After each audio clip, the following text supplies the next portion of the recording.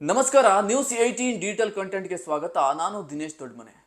ಜಗತ್ತಿನ ಅತ್ಯಂತ ಬಲಿಷ್ಠ ಮಿಲಿಟರಿ ವ್ಯವಸ್ಥೆಯನ್ನು ಹೊಂದಿರುವಂತಹ ರಾಷ್ಟ್ರಗಳ ಪಟ್ಟಿಯಲ್ಲಿ ಅತ್ಯಂತ ಅಗ್ರಸ್ಥಾನದಲ್ಲಿ ಕಾಣಿಸ್ಕೊಳ್ಳೋದು ಯಾರಪ್ಪ ಅಂತಂದ್ರೆ ಅದು ದೊಡ್ಡಣ್ಣ ಅನ್ಸ್ಕೊಂಡಿರುವಂತಹ ಅಮೆರಿಕ ದೇಶ.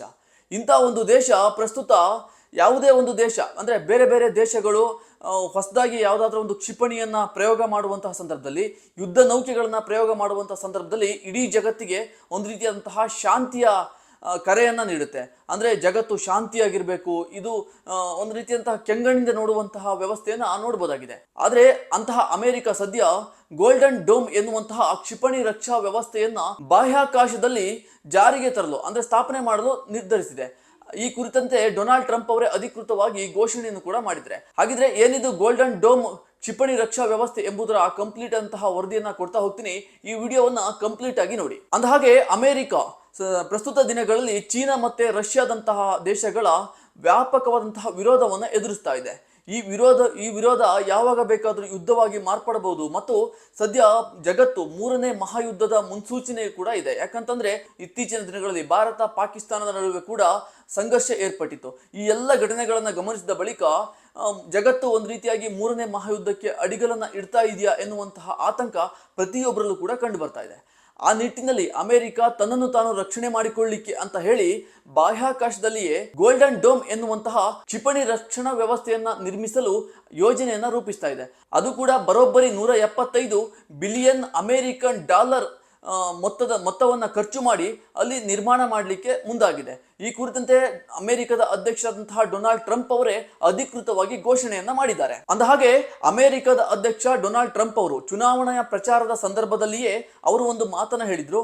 ಅದೇನಪ್ಪ ಅಂತಂದ್ರೆ ಅಮೆರಿಕದ ರಕ್ಷಣೆಗೆ ಬೇಕಾಗಿರುವಂತಹ ಅತ್ಯಂತ ಬಲಿಷ್ಠ ರಕ್ಷಣಾ ವ್ಯವಸ್ಥೆಯನ್ನು ನಾನು ಜಾರಿಗೆ ತರ್ತೇನೆ ಅನ್ನುವಂತಹ ಒಂದು ವಾಕ್ಯವನ್ನ ಅಂದಿನ ಅಂದ್ರೆ ಚುನಾವಣಾ ಪ್ರಚಾರದ ಸಂದರ್ಭದಲ್ಲಿಯೇ ಅವರು ಜನರಿಗೆ ವಾಗ್ದಾನವನ್ನ ನೀಡಿದ್ರು. ಆ ವಾಗ್ದಾನದಂತೆ ಇಂದು ಅವರು ಬಲಿಷ್ಠವಾದಂತಹ ಕ್ಷಿಪಣಿ ತಡೆ ರಕ್ಷಣಾ ವ್ಯವಸ್ಥೆಯನ್ನ ಬಾಹ್ಯಾಕಾಶದಲ್ಲಿ ಸ್ಥಾಪನೆ ಮಾಡಲು ಮುಂದಾಗಿದ್ದಾರೆ. ಈ ಒಂದು ಕ್ಷಿಪಣಿ ತಡೆ ರಕ್ಷಣಾ ವ್ಯವಸ್ಥೆ ಯಾವ ರೀತಿಯಾಗಿ ಕೆಲಸ ಮಾಡುತ್ತಪ್ಪ ಅಂತಂದ್ರೆ ಅಮೆರಿಕದ ಮೇಲೆ ಜಗತ್ತಿನ ಯಾವುದೇ ರಾಷ್ಟ್ರ ದಾಳಿಗೆ ಮುಂದಾದಂಥ ಸಂದರ್ಭದಲ್ಲಿ ಅದು ಕ್ಷಿಪಣಿ ದಾಳಿ ಆಗಿರ್ಬೋದು ಅಥವಾ ಡ್ರೋನ್ನ ದಾಳಿ ಆಗಿರ್ಬೋದು ಅಥವಾ ಪರಮಾಣು ಮೂಲಕ ದಾಳಿ ಆಗಿರ್ಬೋದು, ಈ ರೀತಿಯಾದಂಥ ಯಾವುದೇ ದಾಳಿಯನ್ನ ಅತ್ಯಂತ ಯಶಸ್ವಿಯಾಗಿ ತಡೆ ಹಿಡಿಯುವಲ್ಲಿ ಯಶಸ್ವಿಯಾಗುವಂತಹ ಒಂದು ಕ್ಷಿಪಣಿ ತಡೆ ವ್ಯವಸ್ಥೆಯನ್ನ ಜಾರಿಗೆ ತರಲು ಅದು ಕೂಡ ಬಾಹ್ಯಾಕಾಶದಲ್ಲಿಯೇ ನಿರ್ಮಾಣ ಮಾಡಲಿಕ್ಕೆ ಅಮೆರಿಕ ಮುಂದಾಗಿದೆ. ಪ್ರಸ್ತುತ ಅದು 25 ಬಿಲಿಯನ್ ಅಮೆರಿಕನ್ ಡಾಲರ್ಗಳನ್ನ ಹಣವನ್ನ ವ್ಯಯಿಸುವ ಮೂಲಕ ಮತ್ತು ಅದು ಮುಕ್ತಾಯದ ಹಂತಕ್ಕೆ ಅಂದ್ರೆ ಅದು ಈಗ 2025ರಲ್ಲಿ ಆರಂಭ ಆಗ್ತಾ ಇದೆ. 2028ರ ಹೊತ್ತಿಗೆ ಈ ಒಂದು ಕಾರ್ಯ ಸಂಪೂರ್ಣಗೊಳ್ಳಲಿದೆ ಅಂತ ಹೇಳಿ ಸ್ವತಃ ಅಮೆರಿಕದ ಅಧ್ಯಕ್ಷರೇ ಮಾಹಿತಿಯನ್ನ ನೀಡಿದ್ದಾರೆ. ಇನ್ನು ಇತ್ತೀಚಿನ ದಿನಗಳಲ್ಲಿ ಭಾರತ ಮತ್ತೆ ಪಾಕಿಸ್ತಾನದ ನಡುವೆ ಏನೋ ಒಂದು ರೀತಿಯಂತಹ ಸಂಘರ್ಷ ಏರ್ಪಟ್ಟಿತ್ತು. ಈ ಸಂಘರ್ಷದ ಸಂದರ್ಭದಲ್ಲಿ ಭಾರತ ಮತ್ತೆ ರಷ್ಯಾದ ಸಹಭಾಗಿತ್ವದಲ್ಲಿ ಏನೊಂದು S-400 ಸುದರ್ಶನ ಚಕ್ರ ಅಂತ ಏನು ಕರೀತಾರೆ, ಆ ಒಂದು ಸುದರ್ಶನ ಚಕ್ರ ಪಾಕಿಸ್ತಾನದಿಂದ ಬಂದಂತಹ ಡ್ರೋನ್ಗಳನ್ನ ಯಾವ ರೀತಿಯಾಗಿ ಯಶಸ್ವಿಯಾಗಿ ಹಿಮ್ಮೆಟ್ಟಿಸಿತ್ತು ಮತ್ತು ಪಾಕಿಸ್ತಾನದ ಎಲ್ಲಾ ದಾಳಿಗಳನ್ನ ವಿಫಲಗೊಳಿಸಿತ್ತು. ಆ ಎಲ್ಲವನ್ನು ಗಮನಿಸಿದ ಬಳಿಕ ಅಮೆರಿಕ ಈ ರೀತಿಯಾದಂತಹ ಒಂದು ನಿರ್ಧಾರವನ್ನು ಕೈಗೊಂಡಿದೆ ಅಂತಾನೆ ಮೇಲ್ನೋಟಕ್ಕೆ ಅನಿಸ್ತಾ ಇದೆ. ಇನ್ನು ಈ ಒಂದು ಅಮೆರಿಕದ ಗೋಲ್ಡನ್ ಡೋಮ್ ಎನ್ನುವಂತಹ ಕ್ಷಿಪಣಿ ರಕ್ಷಣಾ ತಡೆ ವ್ಯವಸ್ಥೆಯನ್ನು ತರಲಿಕ್ಕೆ ಹೊರಟಿದೆ.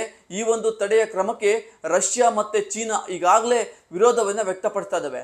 ಅಂದ್ರೆ ಅವರು ಏನ್ ಹೇಳಿದಾರಪ್ಪ ಅಂತಂದ್ರೆ ಬಾಹ್ಯಾಕಾಶದಲ್ಲಿ ಈ ರೀತಿಯಾದಂತಹ ರಕ್ಷಣಾ ವ್ಯವಸ್ಥೆಯನ್ನ ಸ್ಥಾಪನೆ ಮಾಡಲಿಕ್ಕೆ ಮುಂದಾಗು ಅಮೆರಿಕದ ಕ್ರಮವನ್ನ ತೀವ್ರವಾಗಿ ಖಂಡಿಸಿರುವಂತಹ ರಷ್ಯಾ ಮತ್ತೆ ಚೀನಾ ಬಾಹ್ಯಾಕಾಶವನ್ನೇ ಅಮೆರಿಕ ಯುದ್ಧ ಭೂಮಿಯನ್ನಾಗಿ ಮಾರ್ಪಡಿಸ್ತಾ ಇದೆ ಅನ್ನುವಂತಹ ಹೇಳಿಕೆಯನ್ನ ನೀಡುವ ಮೂಲಕ ವ್ಯಾಪಕವಾದಂತಹ ಖಂಡನೆಯನ್ನ ಈಗಾಗಲೇ ಮಾಡಿದ್ದಾವೆ. ಸದ್ಯ ಈಗೇನೋ ಒಂದು ಅಮೆರಿಕದ ಅಧ್ಯಕ್ಷ ಡೊನಾಲ್ಡ್ ಟ್ರಂಪ್ ಅವರು ಗೋಲ್ಡನ್ ಡೋಮ್ ಎನ್ನುವಂತಹ ಕ್ಷಿಪಣಿ ರಕ್ಷಣಾ ವ್ಯವಸ್ಥೆಯನ್ನ ಜಾರಿಗೆ ತರೋದ್ರ ಮೂಲಕ ಅವರು ತಮ್ಮ ದೇಶಕ್ಕೆ ಅಂದ್ರೆ ಅವ್ರು ಹೇಳಿರೋದು ತಮ್ಮ ದೇಶಕ್ಕೆ ಇತರ ಯಾವುದೇ ದೇಶಗಳಿಂದ ಅಪಾಯ ಎದುರಾದಂತಹ ಸಂದರ್ಭದಲ್ಲಿ ತಮ್ಮನ್ನು ತಾವು ರಕ್ಷಣೆ ಮಾಡಿಕೊಳ್ಳಲಿಕ್ಕೆ ಒಂದು ಸುಸಜ್ಜಿತವಾದಂತಹ ಬಾಹ್ಯಾಕಾಶದಲ್ಲಿಯೇ ಈ ಒಂದು ಗೋಲ್ಡನ್ ಡೋಮ್ ಎನ್ನುವಂತಹ ಕ್ಷಿಪಣಿ ರಕ್ಷಣಾ ವ್ಯವಸ್ಥೆಯನ್ನ ನಾವು ಜಾರಿ ಮಾಡ್ತಾ ಇದ್ದೇವೆ, ಸ್ಥಾಪನೆ ಮಾಡ್ತಾ ಇದ್ದೇವೆ ಅಂತ ಹೇಳ್ಕೊಂಡಿದ್ದಾರೆ. ಆದರೆ ಇತ್ತೀಚಿನ ದಿನಗಳಲ್ಲಿ ಅವರು ಭಾರತ ಮತ್ತೆ ಪಾಕಿಸ್ತಾನ ನಡುವೆ ಸಂಘರ್ಷ ಏರ್ಪಟ್ಟಂತಹ ಸಂದರ್ಭದಲ್ಲಿ ನಾನು ಎರಡು ದೇಶಗಳ ನಡುವೆ ಮಧ್ಯಸ್ಥಿಕೆ ವಹಿಸಿದೆ ಎನ್ನುವಂಥ ಹೇಳಿಕೆ ನೀಡುವ ಮೂಲಕ ತಮ್ಮ ಬೆನ್ನನ್ನು ತಾವೇ ತಟ್ಕೊಂಡಿದ್ರು. ಆದರೆ ಭಾರತ ಈ ಒಂದು ಹೇಳಿಕೆಯನ್ನು ಸಂಪೂರ್ಣವಾಗಿ ವಿರೋಧಿಸಿತ್ತು. ಮಾತ್ರವಲ್ಲ, ಈ ಏನು ಭಾರತ ಪಾಕಿಸ್ತಾನದ ಸಂಘರ್ಷದ ಕದಮ ವಿರಾಮ ಏನು ಏರ್ಪಟ್ಟಿದೆ, ಇದು ಭಾರತ ಮತ್ತು ಪಾಕಿಸ್ತಾನ ನಡುವೆ ನಡೆದಂತಹ ಮಾತುಕತೆ ಆಗಿದೆ.